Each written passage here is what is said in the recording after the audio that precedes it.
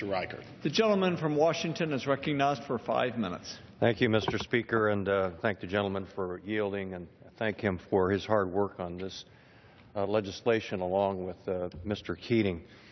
After listening to both of you speak on this legislation, I'm really happy that you get it, that you understand it, and that this is a great piece of legislation that we're about to enact.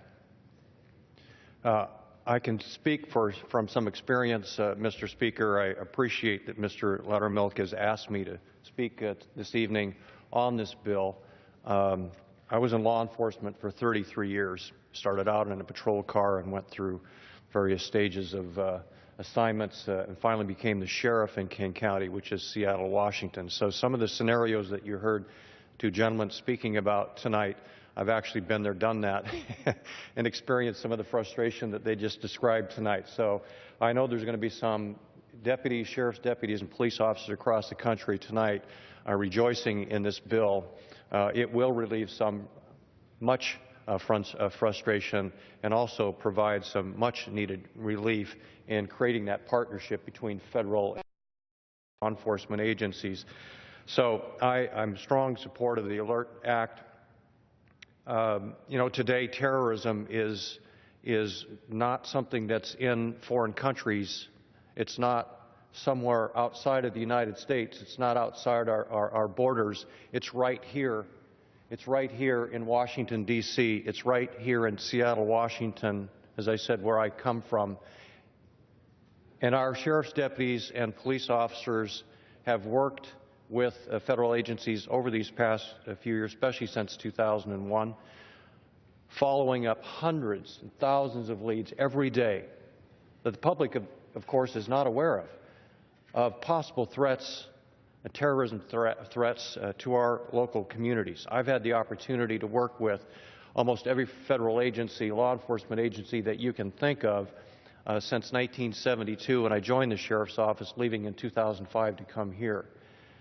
And had some great experiences and not so great experiences, and especially relates back to the sharing of information, and it relates back to the inadequacy of our training and our ability to connect to the federal agencies to really form a true partnership and a true bond and a true trust.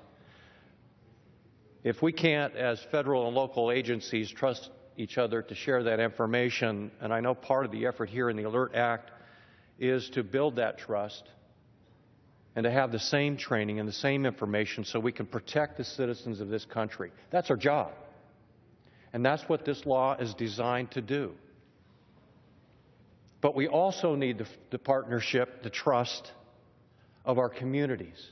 Because as we go out and investigate these leads and investigate these tips into possible terrorism attack, we are interviewing people that live in our communities. They need to trust us.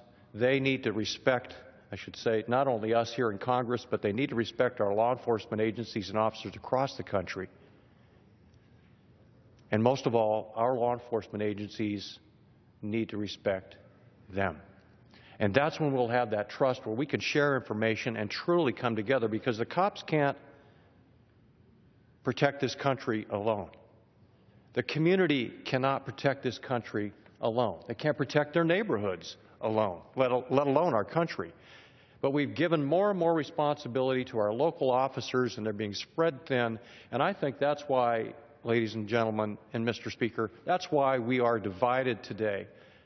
Cops and community are divided. We don't have that interaction any longer, and that trust that we built over many, many years is now beginning to erode.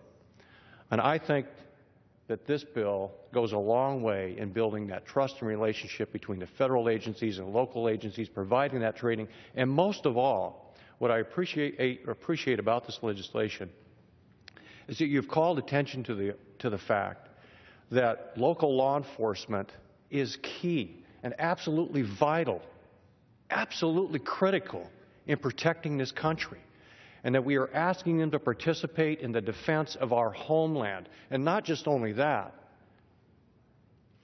But at the same time, answer those emergency calls.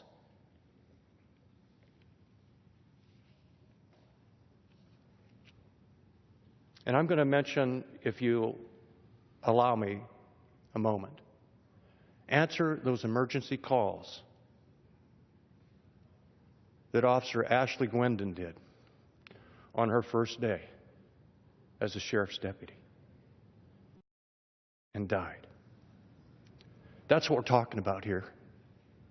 Life and death, service to our community, protecting this country.